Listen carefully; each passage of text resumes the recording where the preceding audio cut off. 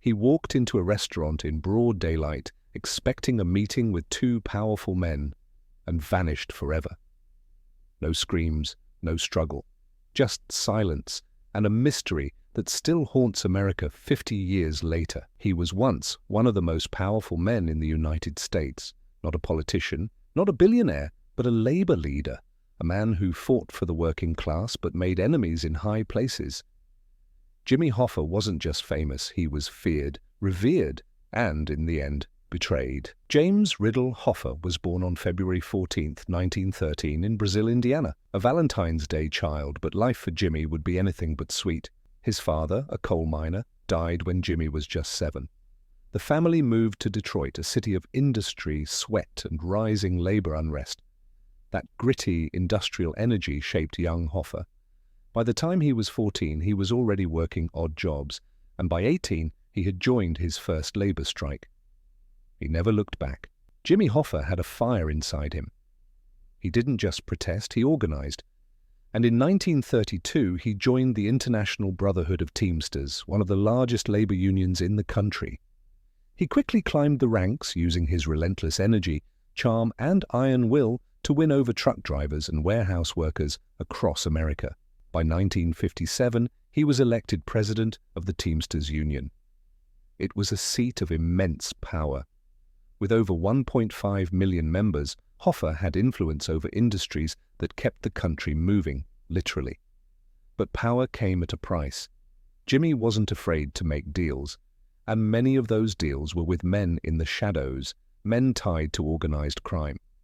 Hoffa used mob connections to secure contracts, threaten non-union companies, and expand Teamster influence. It worked. But it also painted a target on his back, from the FBI, from political rivals, and perhaps from the very criminals he once called allies. In 1964, Hoffa was convicted of jury tampering, fraud, and conspiracy. The charges were serious. He'd tried to bribe jurors during a federal investigation into Teamsters corruption. Hoffa was sentenced to 13 years in prison. He served time at the Lewisburg Federal Penitentiary, but even behind bars, his name held weight. In 1971, after just 5 years served, President Richard Nixon commuted Hoffa's sentence, but on one condition: he could no longer engage in union activity until 1980. That didn't sit well with Jimmy. He believed the union was his life, and he wanted back in. So in the early summer of 1975, Hoffa began pushing hard to regain control of the Teamsters. He called in favors, scheduled meetings, reached out to old allies and enemies. Some say he was desperate, others say he was bold. But one thing was clear: Hoffa was stepping on dangerous ground. His son, James P. Hoffa, would later describe his father as determined in those final months. Still sharp, still full of fight. Jimmy's wife, Josephine, begged him to stop. Friends warned him not to meet certain people. But Hoffa wasn't one to back down. He was 62 years old, still strong, still feared, still, he believed, untouchable. Until one summer day in 1975 changed everything. July 30th, 1975. It was just after 2 p.m. Jimmy Hoffa stood alone in the parking lot of a suburban Detroit restaurant, checking his watch. The man who once commanded millions was waiting for 2 men tied to murder, extortion, and the Mafia. Within an hour, he would vanish forever. The Matches Red Fox restaurant in Bloomfield Township, Michigan was an upscale place. Tucked in a quiet suburb, it was the kind of spot where powerful men felt safe. That afternoon, Hoffa was there for a meeting, one he believed would be the first step in reclaiming his throne at the Teamsters Union. He told his wife, Josephine, that he was meeting Anthony "Tony Provenzano, a known Mafia figure and former Teamsters vice president. Also expected Anthony Giacalone, a Detroit mob captain. But neither man showed up. Hoffa waited outside near his green 1974 Pontiac Grandville. Eyewitnesses say they saw him pacing the lot, visibly irritated. He made a call from a payphone around 2:30 p.m. He told a friend the others hadn't arrived. He sounded frustrated, but calm. That was the last time anyone confirmed hearing from Jimmy Hoffa. By 3:30 p.m. he was gone. No call home, no word to his contacts. just silence. Later that evening, his wife began to worry. Hoffa was many things, but unreliable wasn't one of them. She called their family friend and union associate, Charles "Chucky" O'Brien, a man who had once been like a son to Jimmy. Chucky said he hadn't seen Hoffa all day. That night, the family reported Jimmy Hoffa missing. The FBI was alerted almost immediately. This wasn't just a disappearance. This was the vanishing of one of the most watched, investigated and feared men in America. And there were no signs of struggle, no witnesses to violence, no body, just a car in a parking lot and the faint scent of betrayal. Within 24 hours, the FBI was on the scene. They found Hoffa's car in the Red Fox parking lot, unlocked, undisturbed, as if he had simply stepped away. But there was no trace of him inside, no blood, no struggle, nothing. Agents canvassed the area. A truck driver claimed he saw Hoffa getting into a maroon-colored Mercury Marquis with 3 other men. That tip became the basis for dozens of theories over the next 5 decades. The FBI's suspicion zeroed in on the 2 men Hoffa was supposed to meet: Anthony Provenzano, who was known for his violent temper and had once threatened Hoffa's life while in prison; Anthony Giacalone, who was often seen in mob social clubs across Detroit and had an iron grip on the city's criminal underworld. Both men denied the meeting ever happened. They claimed they were nowhere near the restaurant. Alibis were murky, but nothing stuck.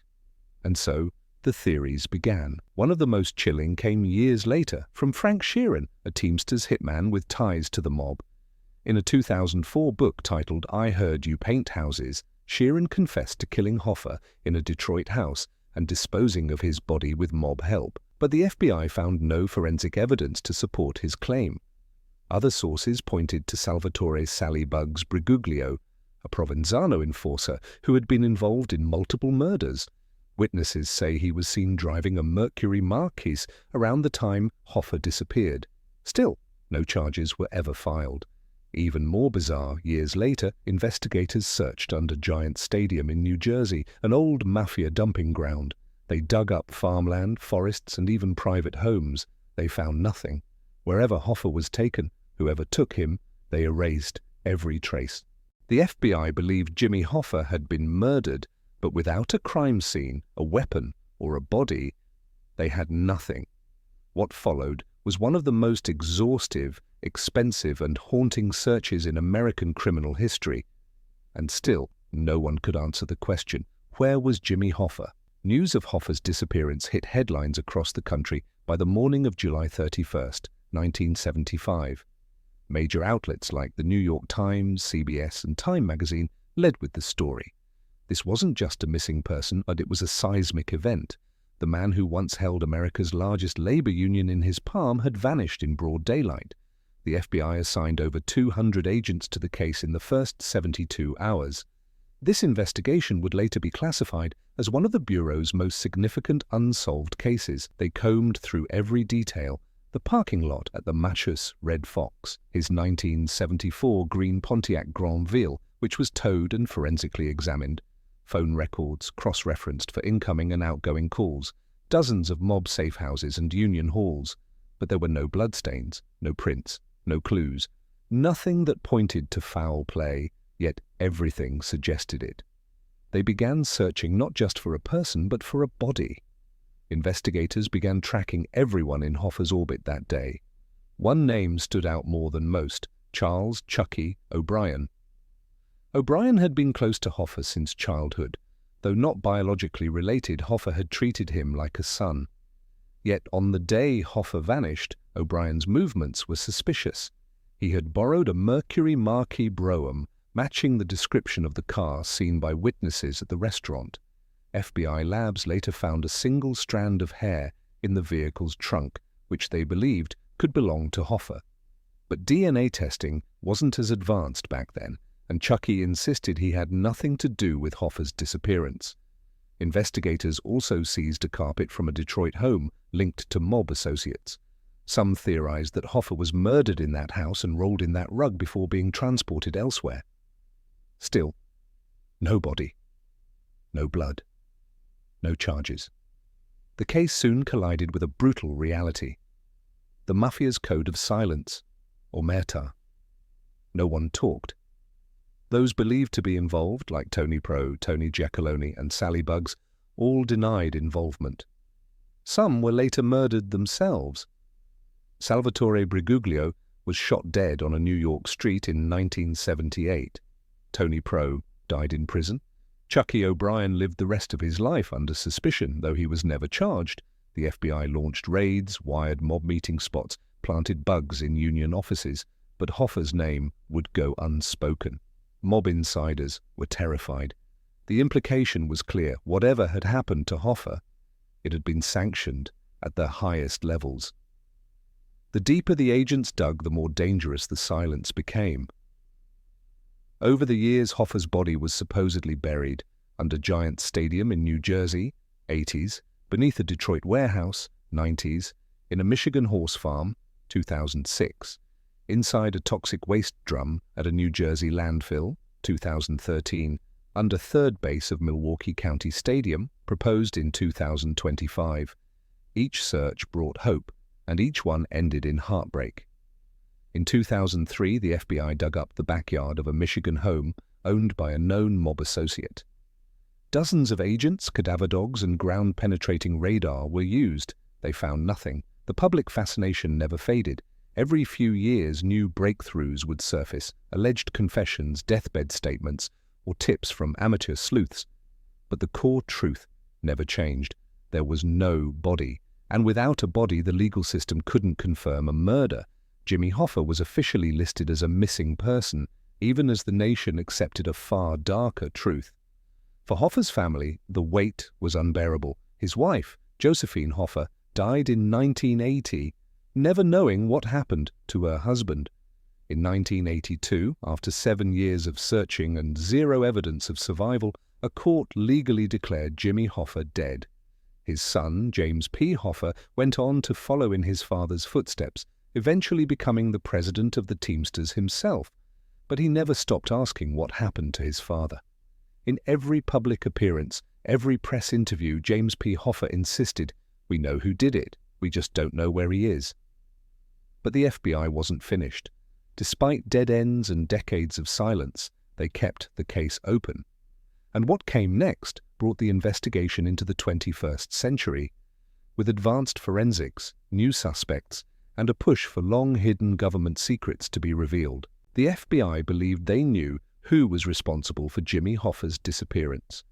Men with power, with motive, and with ties stretching deep into America's criminal underworld. But naming the suspects was one thing. Arresting them? That would prove nearly impossible. From the beginning, the biggest challenge in prosecuting Jimmy Hoffa's case was painfully clear: no body. Without a confirmed crime scene, a murder weapon, or remains, the FBI couldn't build a prosecutable homicide case. The law demands evidence. And organized crime had left behind nothing but rumors and shadows. Still behind closed doors, federal investigators had a list, a short one, names of men they believed were directly responsible. Let's talk about them. The most likely figures behind Jimmy Hoffa's disappearance. Anthony Tony Pro Provenzano, who he was, vice president of the Teamsters Union, New Jersey Mafia capo in the Genovese crime family. Connection to Hoffa, bitter enemies. Hoffa despised Tony Pro. Their rivalry was personal and explosive. Motive: Provenzano had reportedly threatened Hoffa's life multiple times. He had everything to gain by keeping Hoffa out of the Teamsters.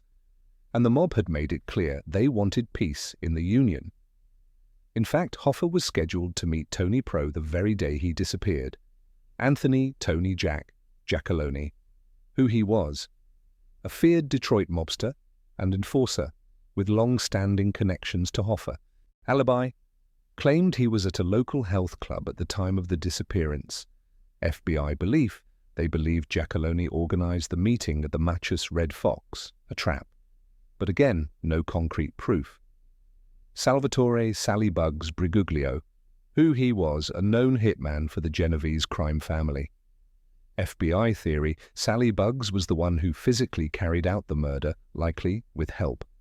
Fate: gunned down in 1978 on a Manhattan sidewalk, execution style.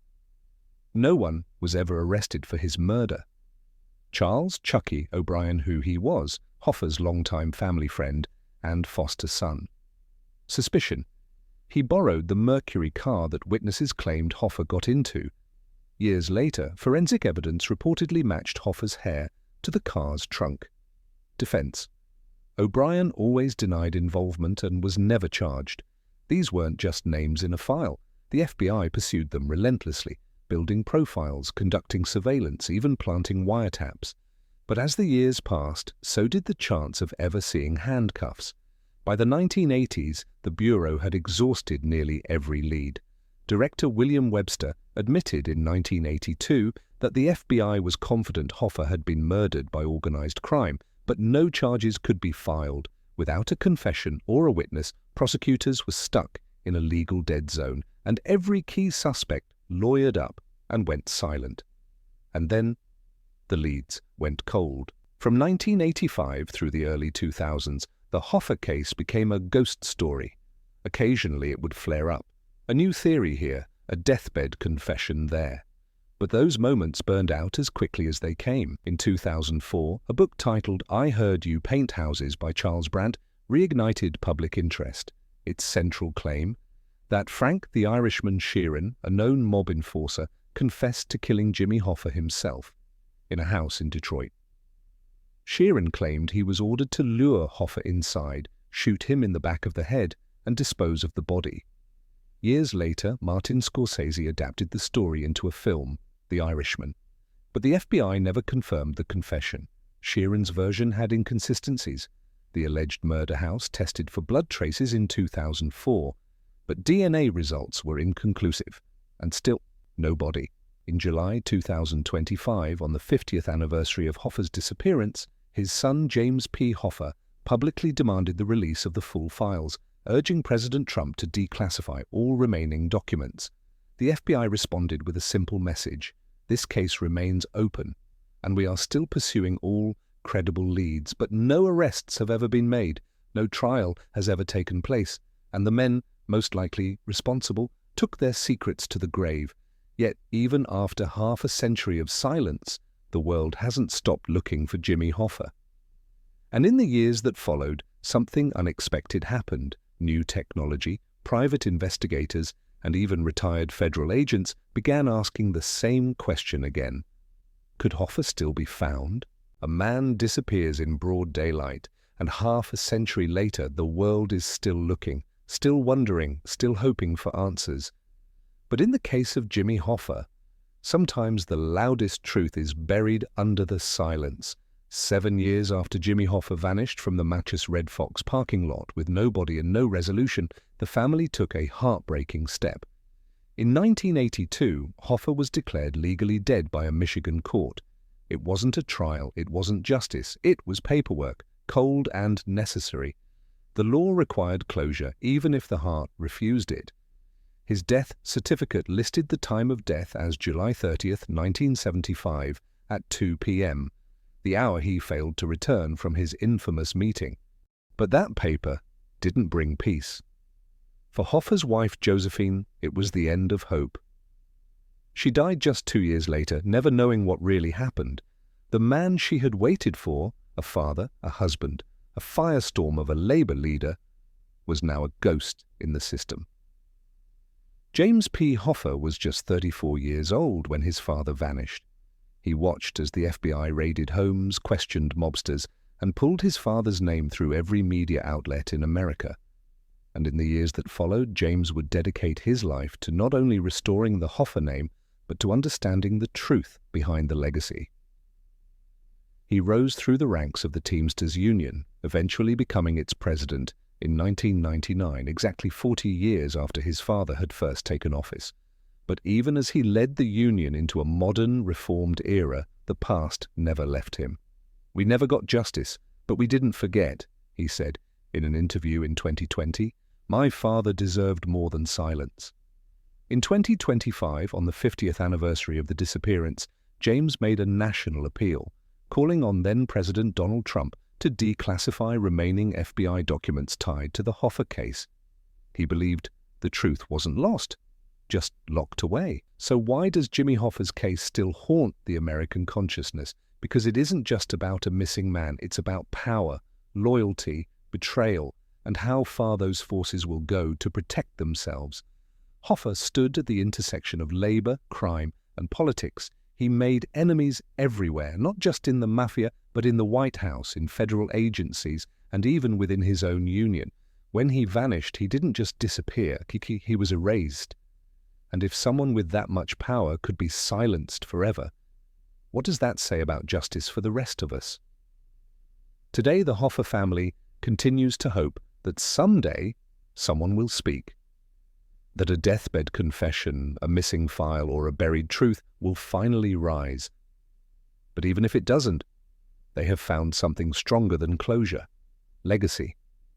Through his children, through the thousands of workers whose rights he fought for, through the story that refuses to be forgotten.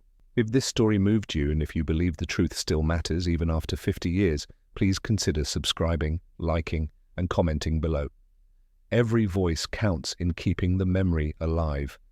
And if you know anything, even the smallest piece, the FBI tip line remains open. Someone out there still holds the key. They said Jimmy Hoffa was too powerful to be taken down, and yet he vanished without a trace. No crime scene, no trial, no body, only questions. But maybe that's the real warning buried inside this story: power protects until it doesn't. And when the silence speaks louder than the scream, will we still be listening?